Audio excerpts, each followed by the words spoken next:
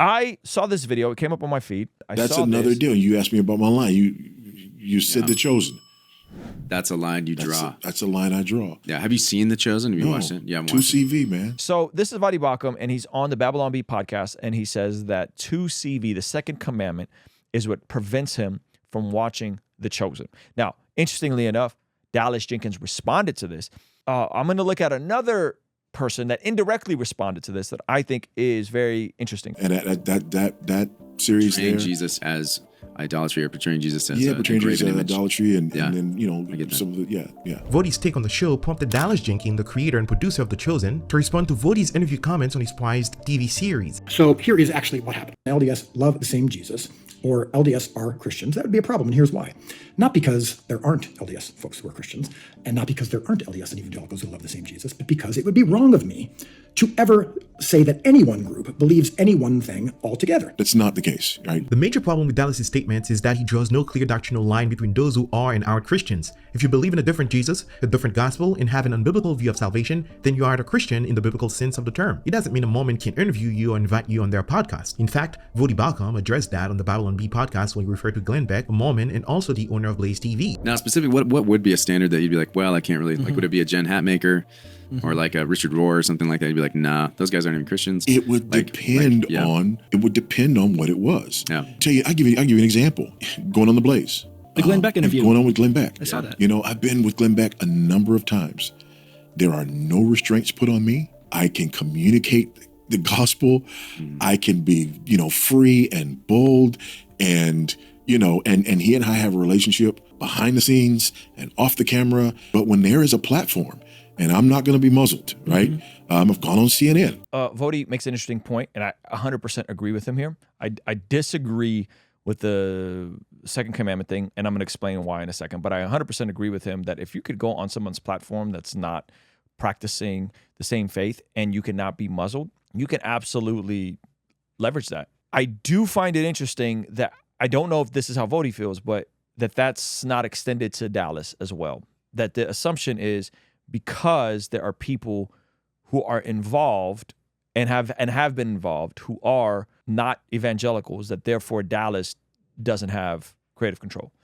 I think that's a stretch. And I think that it's the same exact thing. You're utilizing someone else's resources, platform, infrastructure to communicate what you want to communicate. And I think from everything I've heard, Dallas is 100% in control creatively of what The Chosen is doing. And he has a Messianic rabbi, a couple pastors, I want to say an Orthodox priest and a Catholic priest that are a part of it. I think that this is a bit it seems like a bit of a double standard if this is the way this is being positioned, okay?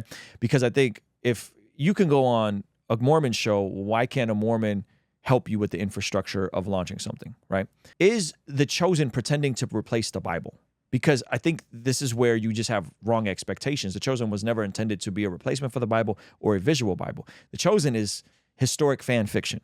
It's not a church. It's not a ministry. It's historic fan fiction. It's a television show. It's a multi-series television show. So if you're saying biblical, as in it is not verbatim the gospel as it's laid out in the four gospels, well, then Dallas would tell you that. If you're saying it's not biblical, as in it's contradicting the Bible, I would say you're reaching, and I don't think that's the definition of biblical. I think even within the Bible, there's all types of literary devices used, right? And so The Chosen writes in the aspects of that are not in the narrative of the gospel. Yeah, and it's not intended to replace the Bible. And it says that. Literally, it tells you that. The very first time you click into it, it tells you that. A full partnership with Mormons on spiritual endeavors, which is a violation of your Christian witness. John MacArthur, for example, got invited by Ben Shapiro of the Daily Wire, and he shared the gospel with them unashamedly. Speaking of folks not being muzzled, when Pastor John went on with Ben Shapiro for the Sunday special, Pastor John MacArthur, I think he had a similar philosophy where he said, we're not aligned, but Ben Shapiro's not going to muzzle me. So I'm going to preach the gospel, and he did. It was beautiful. He preached from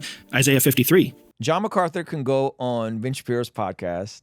Voddie Baucham can go on Glenn Beck's podcast, and they can be aligned and or platformed by non-Christians, specifically Jews and Mormons.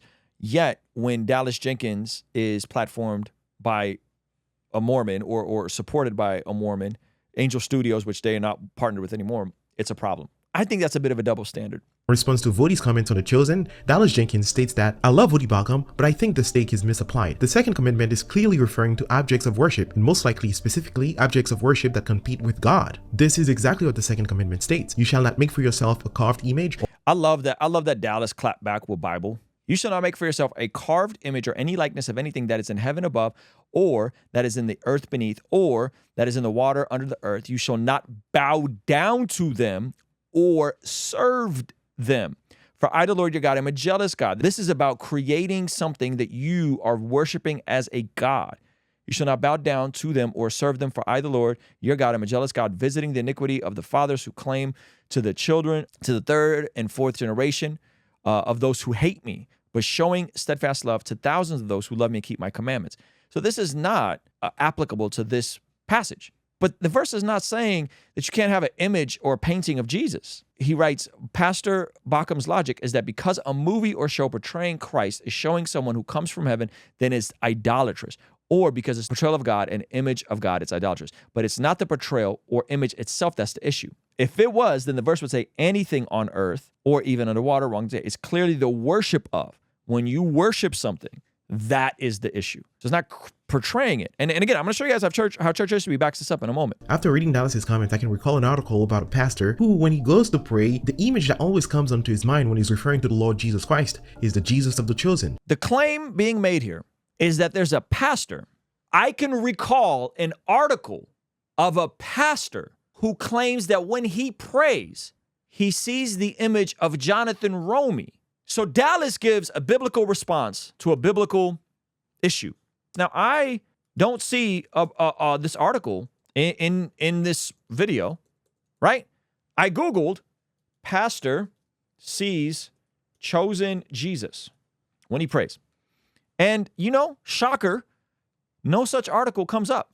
Now, am I saying that these people don't exist? I'm sure there's someone somewhere who has an issue and creates an idolatry, an idol of Jonathan Romy. I'm sure those people probably exist.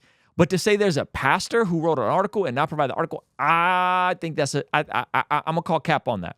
Not to mention, if these things do happen, hasn't the chosen consistently condemned this?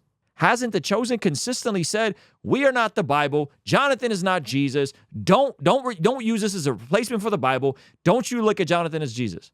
Is it the pastor's responsibility to guard his heart and what he's envisioning? Or is it the chosen's responsibility? That would be my question. Maybe I got to go really, really, really, really, really deep, but if this article exists, by all means, send it to me. Now, here is something I wanted to pull from church history. If you have an issue with the chosen, this is really going to poke. The biggest atheist creator on YouTube, interestingly enough, platformed Jonathan Pajot, who is an Eastern Orthodox guy, probably most known for appearing in a lot of Jordan Peterson content. Now, Jonathan Pajot creates icons. He's well known for creating Eastern Orthodox icon. Okay, so shout out to Alex O'Connor. Okay, Alex O'Connor's an atheist. I like hearing his articles because it keeps me his arguments because it keeps me sharp. But I appreciate him even more for platforming Jonathan Pajot. Humans, we were talking earlier about iconography. Humans seem obsessed with making icons. They love making icons. And in fact, in the old scriptural tradition, part of the problem is that Moses pops up to the mountain and comes back down, and then they've made a new icon. It's like they can't stop making icons all the time. That doesn't go away just because we don't believe in God anymore. Society is secularizing and all that. What do you think are the icons of the secular age? Notice what Alex O'Connor did. He did the same thing that Voddie did, which is why I'm not mad at Voddie or anybody who's like, yo, I can't watch The Chosen because it messes me up and I start seeing Jesus is Jonathan and Jonathan is Jesus and it's just too much for me. I go, respect. My only issue is when we start saying it in an absolute and certain standard as if we know for a fact that it's breaking the second commandment and as if church history can validate this. It's especially in Christian theology, like what we'll do is we will separate the difference between icon and idol. And the difference between an icon and idol is that the icon affords the transcendent. That is, it is pointed to. It is not something which stops at itself, but rather leads up towards higher participation. So it's like if I encounter an image of Saint John the Baptist, well, the image of Saint John the Baptist only exists in my life because he pointed to Christ. And that image of Christ only exists in my life because he pointed to the infinite, invisible, transcendent. And so that is the way that icons function. They're a kind of ladder of participation. The idea about idols is that in some way, icons function as a way to point you to that which is transcendent, not to be the source, but to point you to the source. The idea about idols is that in some ways they are factitious. They try to capture it all in themselves, right? They try to kind of capture your attention and keep it within its sphere. The idol doesn't offer itself up to a higher participation. And so I would say that in our world now, we are surrounded with idols constantly. That is, so the idol is the object of worship, and icon points you to the source and the object of worship. Oh, this could preach, man. When I have a cross here, my Oriental Armenian cross, or when my brother CP paints this image of Jesus, no one is worshiping this cross or this painting. This is a symbol to get you to think of that which is transcendent. And this is one of the issues, if I'm going to be honest, within my own community, this is one of the issues with Protestants. Is Protestants throw out church history and go, oh, we know that there has been this practice of icons, this practice of art, these beautiful churches made, these stained glass windows made. We know this is all historic, and the natural evolution of that, by the way, is what? Continuing to use the technology, which the church has always used, to articulate the gospel with the technology available, which is now film. Instead of doing that, Protestants would just be like, like we gonna read on our own and ignore all of church history. That becomes an issue. Which again, if you feel convicted by watching Chosen, don't watch The Chosen. The issue is when you create an absolute standard with certainty and say all of Christendom is wrong for doing something that the church has practiced for thousands of years.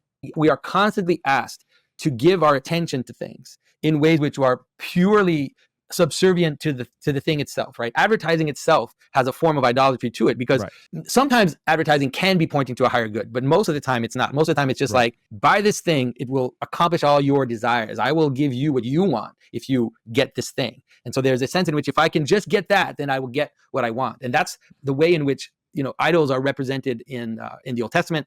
If you look at that story of the calf, the golden calf, for example, right? It's like Moses goes up to get the revelation.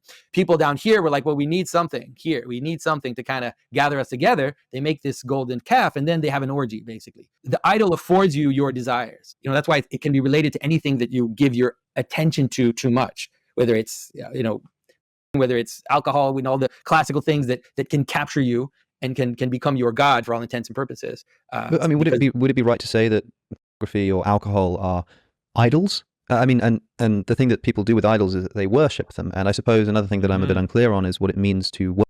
The thing, and listen to Alex picking up on this, the things that people do with idols is they worship them. It is not the intent of The Chosen or Jonathan or Dallas for you or me to worship The Chosen in the place or as if it's God in the Bible. Worship. The best way to understand worship is you could say that it is the highest point of your attention, right? It is the point of attention in which there is no higher. It doesn't fit into a higher good. So a good example, like this is not woo woo. Like I want to be careful for people to think like, oh yeah, what's Jonathan talking about, right? So it's like you're making food and you're cutting the onions, right? You give attention to that, but that attention is bound in the recipe that you're making. And the making of that recipe is bound in the fact that you're going to sit together as a family and eat. And that sitting together as a family and eat is bound into the love of the family itself as something which provides, and then you can keep scaling that up all the way up to the highest good, which is the infinite transcendent. There are some things in the world that are more in danger of capturing our attention fully.